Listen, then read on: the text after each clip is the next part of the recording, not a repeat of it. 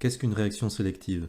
De nombreuses molécules organiques, telles que beaucoup de médicaments, présentent plusieurs groupes caractéristiques différents. Elles sont dites polyfonctionnelles. Plusieurs de ces groupes sont susceptibles d'être transformés au cours d'une même réaction. L'enjeu donc est souvent de transformer un seul de ces groupes sans modifier les autres qui doivent être conservés. Alors deux façons de procéder. On peut utiliser des réactifs chimiosélectifs. Un réactif est chimiosélectif s'il ne réagit qu'avec une seule fonction d'une molécule qui en comporte plusieurs. En synthèse organique, les réactions d'oxydation et de réduction doivent souvent être menées de façon sélective. Un même oxydant ou un même réducteur pouvant oxyder ou réduire un grand nombre de fonctions organiques. On va voir un exemple avec un premier réducteur, LiAlH4, hydrure d'aluminium et de lithium, qui va réduire simultanément les cétones, on voit ici la fonction cétone, et aussi les esters. Donc on observe que l'hydrure d'aluminium et de lithium va réduire à la fois la fonction cétone et la fonction ester en alcool. Les deux fonctions ici ont été réduites en alcool. Alors qu'avec ce deuxième réducteur, qui va être moins puissant, le tétraborohydrure de sodium, il va réduire les cétones en alcool,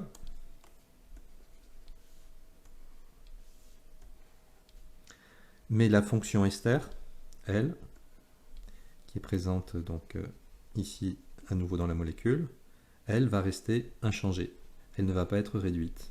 Donc on va pouvoir dire que le borohydrure de sodium est chimiosélectif puisqu'il ne réduit que les cétones et pas la fonction ester.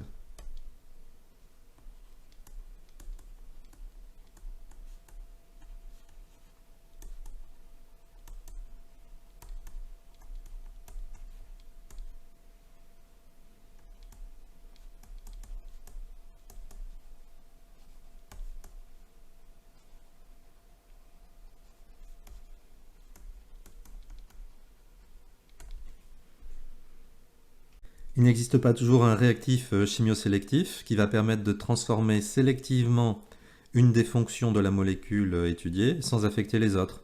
À ce moment-là, une stratégie de protection de fonction doit être mise en place. Celle-ci fait appel au groupement protecteur. Alors, un groupe protecteur permet de bloquer temporairement la réactivité de l'une des fonctions du composé polyfonctionnel en le transformant en une autre fonction qui ne va pas réagir lors de la transformation. On trouvera toujours trois étapes: protection du groupe à protéger, réaction et finalement déprotection. On va l'illustrer par un exemple. À partir de la molécule A, on souhaite synthétiser la molécule B. Pour cela, il faut réduire la fonction ester de la molécule A en une fonction alcool.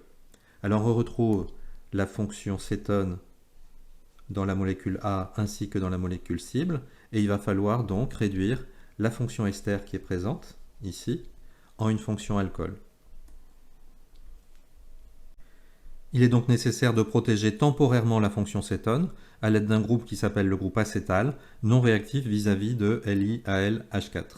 On part de la molécule A, on reconnaît ici la fonction cétone ainsi que la fonction ester, et on va faire réagir avec une molécule qui s'appelle l'éthane 1,2 diol, qu'on appelle aussi l'éthylène glycol, qui va permettre de protéger la fonction cétone. On forme un groupe qui s'appelle le groupe acétal, et la fonction ester, bien sûr, n'est pas affectée. On va pouvoir maintenant utiliser LiAlH4, ce réducteur très puissant, qui va réduire la fonction ester en fonction alcool, et puis, bien sûr, le groupe cétone qui était protégé sous forme de groupe acétal, lui n'est pas affecté.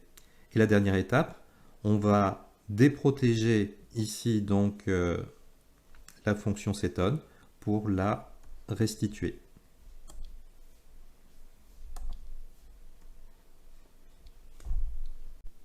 Légender chaque étape de la synthèse avec les termes déprotection, protection et réaction. Donc l'étape 1, c'est l'étape de protection.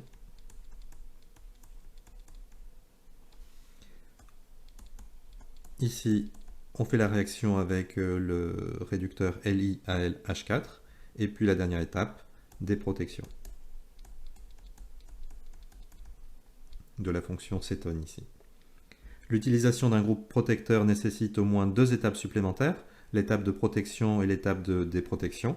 Il faut donc que ces 2 étapes aient lieu avec de très bons rendements.